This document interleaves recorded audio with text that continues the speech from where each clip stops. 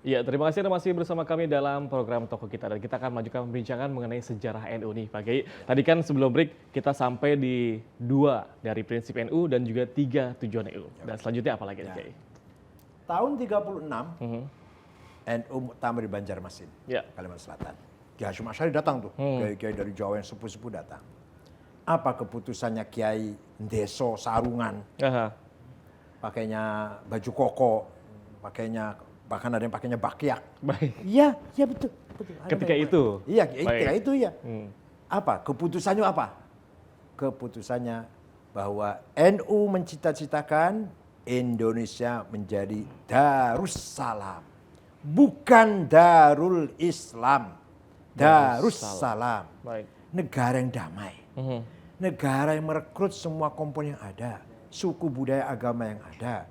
Ya bahasa kitanya nation state, bahasa kitanya, Baik. bahasa Kiai Darussalam. Darussalam. Darul negara, satu damai, negara yang hidup bersama.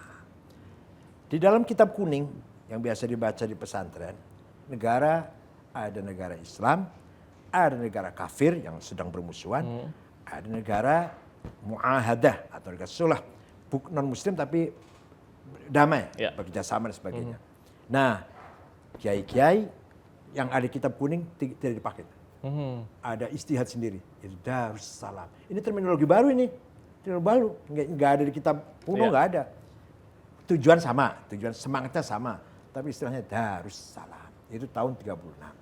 Kemudian Ketua Umum PBNU waktu itu bapaknya Gus Dur, Kiai Wahid Hasyim, Ya.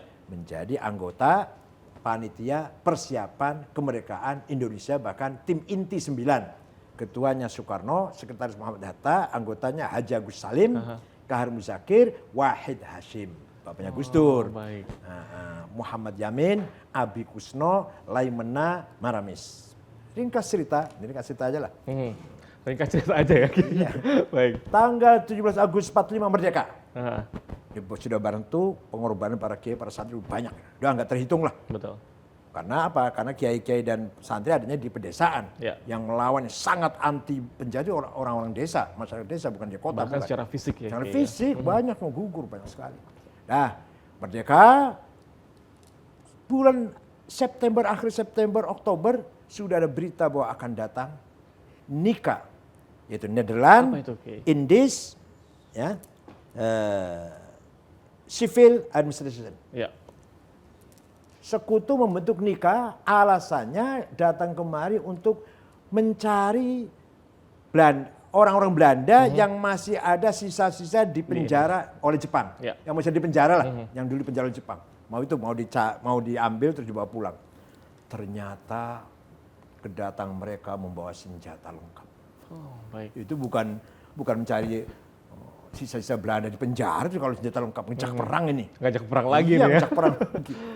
Nah, oleh karena itu Presiden Soekarno, Wakil Presiden Muhammad Hatta, Panglima Besar Jenderal Sudirman berunding. Gimana ini? Kesimpulannya harus kita lawan. Ya. Tapi yang paling efektif yang melawan harus rakyat. Dikeroyok oleh rakyat. Bahasa Arabnya intifada. Nah, anak Palestina tuh, Ya. anak kecil Palestina yang melempari batu atau kayu, tank baja Israel dilempar Itu dengan intifada. itu namanya intifada. Bukan perang namanya, masa perang pakainya batu melawan tank baja, namanya intifada. Dikeroyok lah rame-rame gitu, menolak. Nah, dikeroyok rakyat.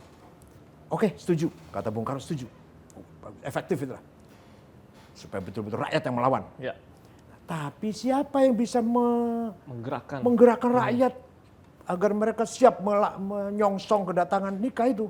Dipikir-pikir, tidak ada lagi pilihan, tokoh ulama yang bisa menggerakkan rakyat adalah Hasyim Asy'ari. Subhanallah. Baik. Maka berangkatlah utusan Bung Karno Ya. menemui Kiai Hasyim Asy'ari di Tebuireng, Jombang. Saya diutus oleh Bapak Presiden bertanya kepada Kiai, hukumnya membela tanah air, membela negara, bukan bela Islam, membela negara. Kiai Hasyim Asy'ari mengumpulkan kiai-kiai. Dari Sumatera Selatan, Kiai Kamil Soleh. Dari Banten, Kiai Abdurrahman Menas Pandeglang. Dari Bogor, Pagentongan, Kiai Abdul Hamid. Dari Majalengka, Kiai Abdul Halim Limunding. Dari Cirebon, Kiai Abbas Babak Buntet, Kiai Amin Babakan Ciwaringin, Kiai Syatori Arjayunangun. Ya. Dari Semarang, Kiai Ridwan. Dari Kudus, Kiai Raden Asnawi Kudus. dari Lasem Kiai Maksum, dari Cepu Kiai Ihsan, dari Lombok Tengah Kiai Faisal, dan dari Jember Ahmad Siddiq, Mahfud Siddiq, dan dari Surabaya Pasuruan, Sidoarjo sekitarnya Jombang. Berkumpullah di Tebu Ireng tanggal 20 Oktober. Ya. Melahirkan resolusi jihad Hasyim Asy'ari tanggal 22 Oktober. Yang isinya bahwa membela kemerdekaan, membela tanah air, hukum fardu ain. Semua orang wajib. Yang kaya, yang miskin, yang berpendidikan, yang buta huruf wajib seperti wajibnya sholat. Sama. Baik. Barang siapa, bahasa Arabnya begini, bahasa Arabnya. Man mata li ajli watanihi mata syahidan. Barang siapa mati demi membela negaranya syahid. Sama dengan bela agama. Itu semangatnya ya. Itu semangatnya. Wa man khana li watanihi halalun damuh. Barang siapa berkhianat kepada negaranya, halal darahnya. Bunuh, boleh dibunuh. Walaupun nggak mengkafirkan, ingat. Ya. Hasyim Asy'ari tidak mengkafirkan orang Islam. Nggak kayak orang sekarang, mudah mengkafirkan orang. Baik. Jadi hanya sebatas ada orang kok berkhianat, berpihak pada penjajah, bunuh.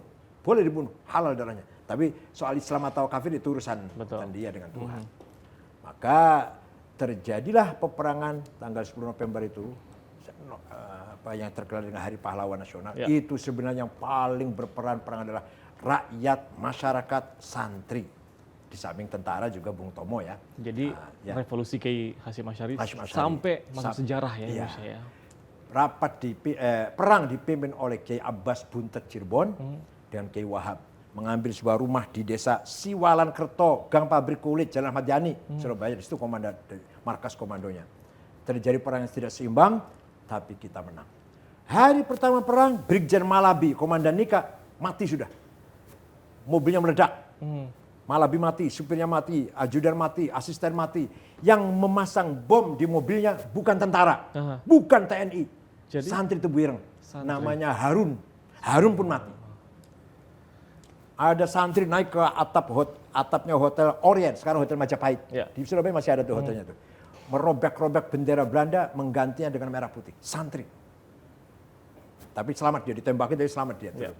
Itulah salah satu sekilas peran Nahdlatul Ulama, peran Hasyim Asy'ari dan kiai-kiai dan pesantren dalam mempertahankan negara kita ini, Indonesia ini. Dengan tujuan tadi memerdekakan Indonesia.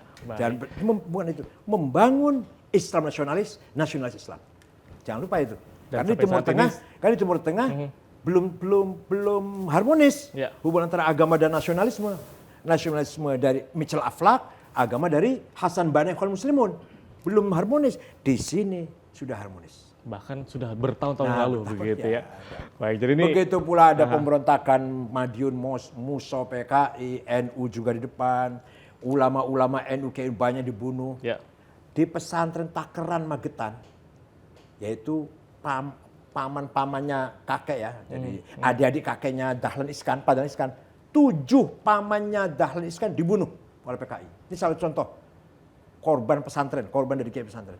7 adiknya kakeknya Pak Dahlan Iskan dibunuh oleh PKI. Belum yang lain-lain, ulama yang lain, kiai yang lain. Bukti Pak Dahlan masih ada tuh, silakan tanya. Dimasukin ke sumur, satu sumur 7 kakak beradik. Baik. Nah, ini NU juga yang di depan, begitu pula kita G30S, NU di depan, pemberontakan DITI, NU memutuskan bahwa pemberontakan itu namanya bugot, separatisme, harus diberantas. Jadi sejak dulu, sekarang dan seterusnya insya Allah, NU tidak akan surut dari semangat nasionalisme religius. Jadi tadi kita sudah sangat banyak sekali mendengarkan sejarah dari NU dan juga pasti sejarah dari Indonesia ya. Okay. Nah setelah break nanti Pak Kiai, saya ingin mendengar sejarah dari Kiai apa sih? Dan pemirsa, kami akan kembali usaha jeda berikut ini, tetaplah bersama kami.